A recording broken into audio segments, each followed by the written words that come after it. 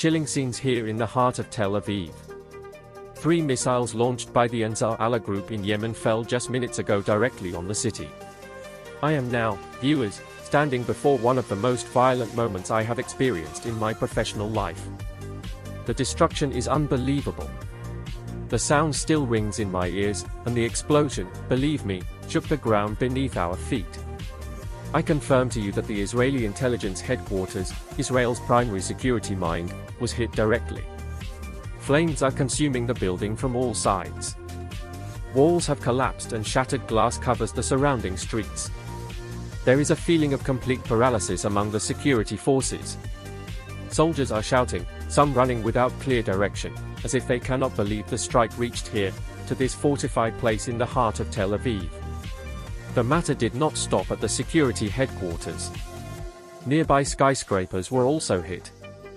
One of the city's tallest towers has turned into a mass of fire. Flames are rising from the upper floors and smoke is completely covering the sky. Tongues of fire are visible for kilometers, and partial collapses of floors point to a greater disaster, while residents are trapped inside, screaming for help as rescue teams are helpless in the face of the massive fire. Ambulances are screaming with sirens but are unable to pass due to the scattered debris. Even the firefighters themselves appear panicked. The fire is too large to contain and time is running out to rescue those trapped. As for the most important and dangerous news, our viewers, it is what we have learned from local sources. Benjamin Netanyahu was inside the intelligence headquarters at the moment of the attack. He was holding a high-level secret meeting and was evacuated quickly under heavy guard by military helicopter. But here is the surprise: until now, no details are available about his health condition or whether he was injured in the explosion.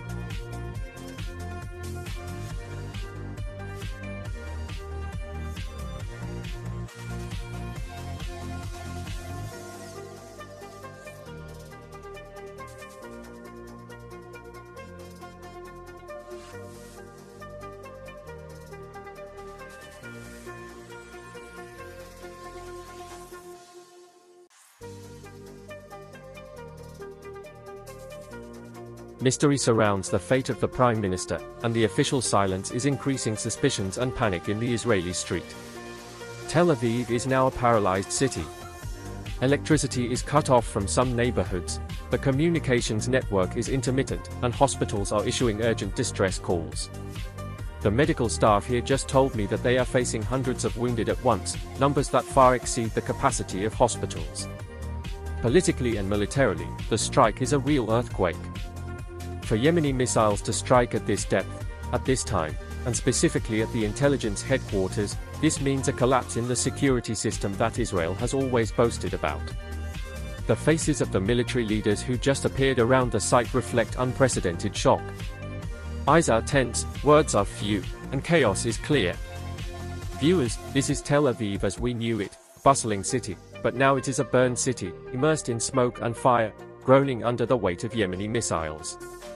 And the biggest question that imposes itself, is Israel safe indeed? And can Israel absorb this strike that paralyzed its security and political heart in minutes? Stay with us, we are with you from the heart of hell.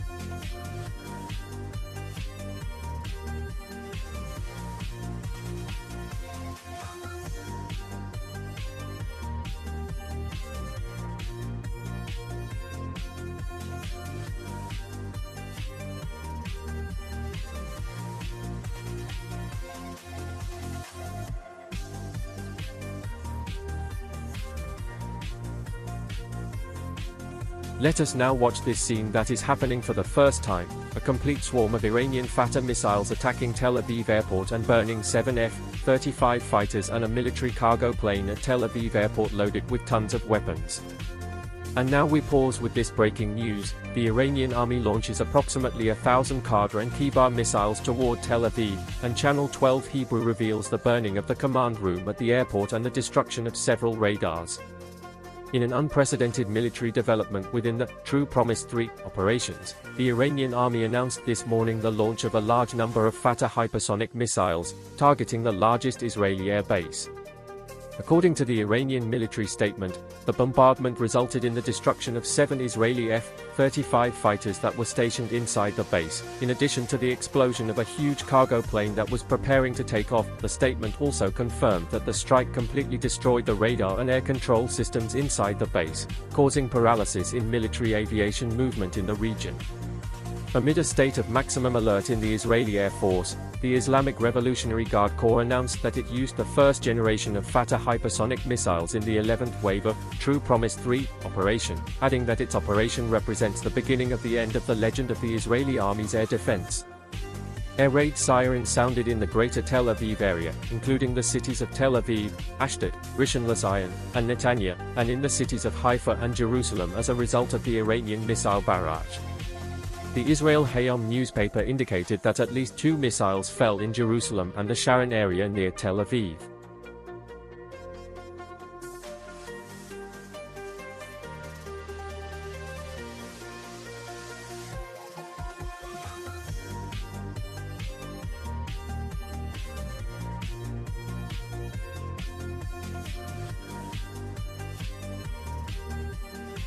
The same channel confirmed that fire departments dealt with a fire in central Israel that affected about 20 vehicles as a result of the Iranian bombardment. For its part, Fars news agency said that Iranian forces targeted the Meron air base in northern Israel, the Israeli military intelligence headquarters, Amman, in Herzliya north of Tel Aviv, and a site in Tel Aviv that it said is used for planning assassination operations. The Israeli Ministry of Health announced the transfer of 94 injured to hospitals as a result of the latest Iranian attack. This comes at a time when Israel is imposing severe censorship on sites targeted by Iranian missiles and drones, especially those targeting military or vital sites, claiming that revealing those sites provides assistance to the enemy. The Maariv newspaper reported that Israeli authorities evacuated thousands of Israelis to different locations following the fall of Iranian missiles. The newspaper quoted the Tel Aviv municipality as saying that it is inspecting buildings damaged by Iranian missiles to make a decision regarding their demolition after transferring hundreds of families outside the city due to damage to the buildings. Let us now watch this scene that is happening for the first time, an Iranian missile hitting the tower directly. And now we pause with this breaking news. The Iranian army announces the launch of more than 800 Kibar missiles toward Tel Aviv, and Channel 12 Hebrew talks about the collapse of the largest commercial tower in Tel Aviv and the ignition of fires in skyscrapers next to the tower after parts of them collapsed following the Iranian attack.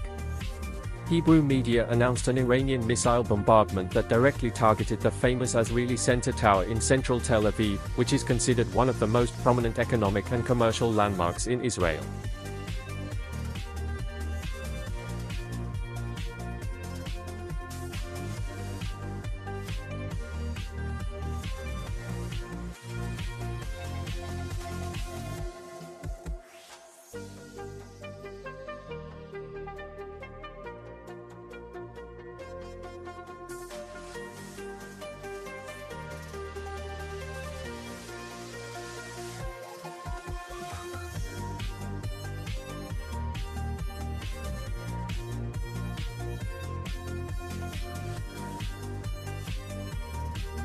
Field and security sources confirmed that the bombardment resulted in the destruction of parts of the Moshe Aviv skyscrapers in Ramat Gan and Shalom May in the heart of Tel Aviv, amid a state of collapse and confusion in the Israeli security system.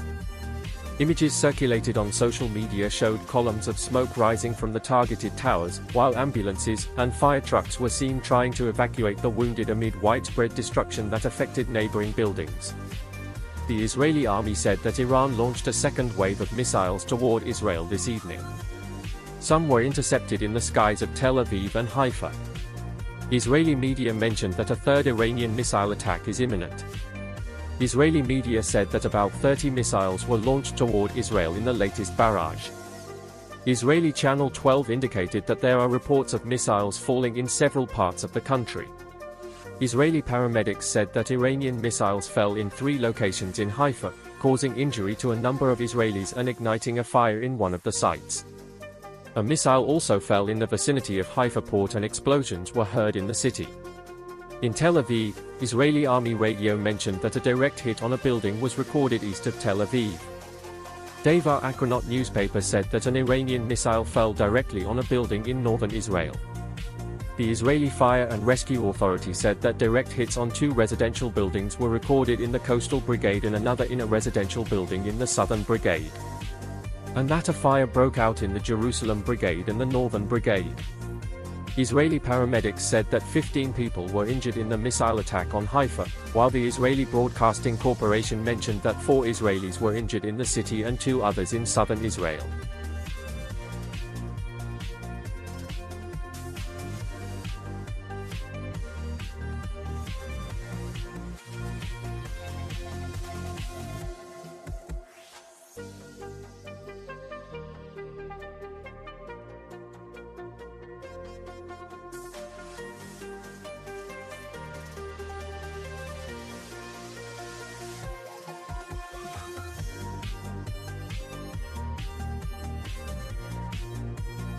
Israeli media indicated damage to 7 buildings in Haifa and the ignition of fires in a number of vehicles following the fall of an Iranian missile in the city.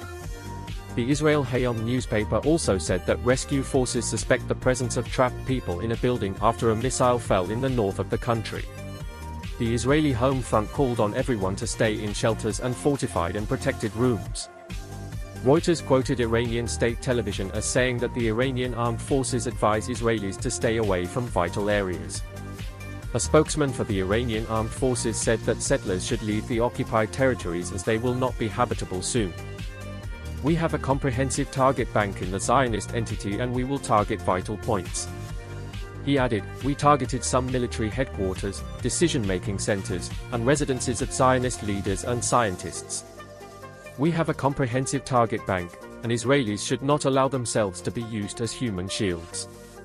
Israeli media said that the Iranian bombardment targeted the power station in Hadira and the residence of Prime Minister Benjamin Netanyahu's family in the town of Caesarea north of Tel Aviv. The scene before me now is indescribable.